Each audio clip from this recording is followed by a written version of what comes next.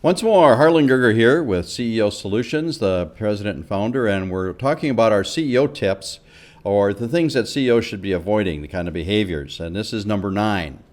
And we're talking about the idea of what is the difference between directing and coaching. And a lot of times, as we've worked with CEOs and especially emerging CEOs, they struggle with this idea of, well, I've got to tell people what to do. And one of the things that I always look at, I listen for these terms, and that is, well, I told them, or I'll go tell them. And I'm going to caution you on, if you're utilizing that kind of language or that's kind of your mindset, that you may be more directive than coaching. And here's the difference between that.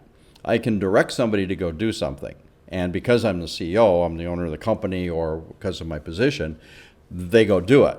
It doesn't necessarily mean that they're the best at it, or that they've decided to do it, or that they take ownership of it.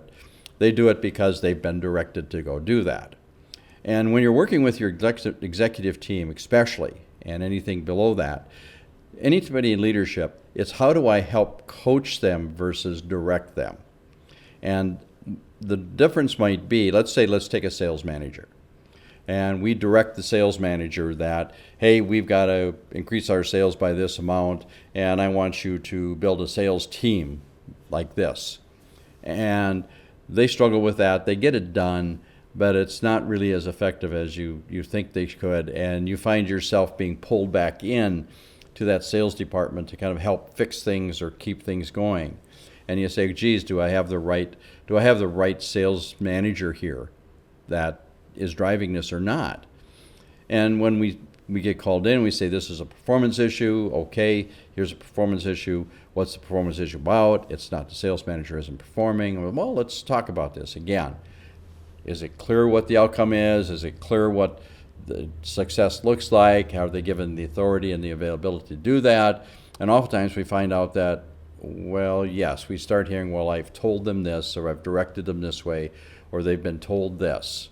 I says, okay, that's not coaching. So let's start looking at how we might coach them differently. And in this particular situation, we worked with the CEO and said, let's try and coach them. Let's get rid of this told and tell mentality. And let's start thinking about how do we coach them? What strengths do they have? If you had those strengths, how would you use them as a sales manager?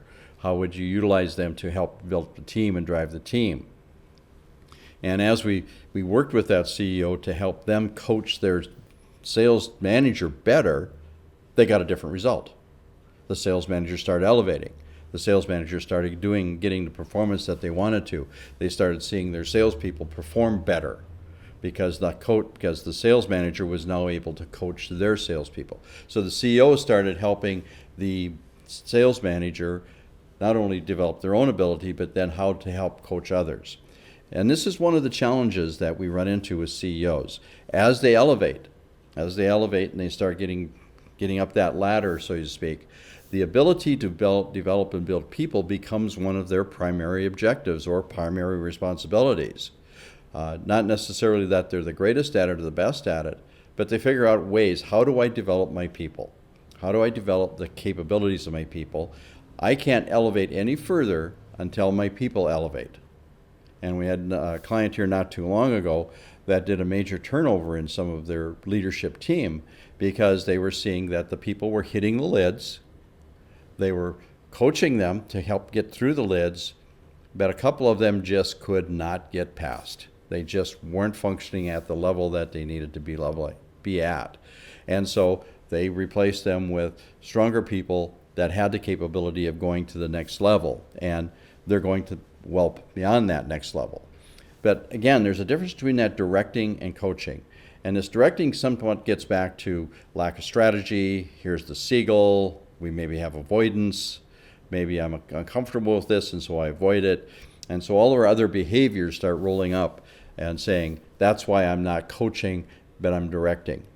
And if you really want to build that strong team, think about, how do I develop my coaching capabilities as a CEO?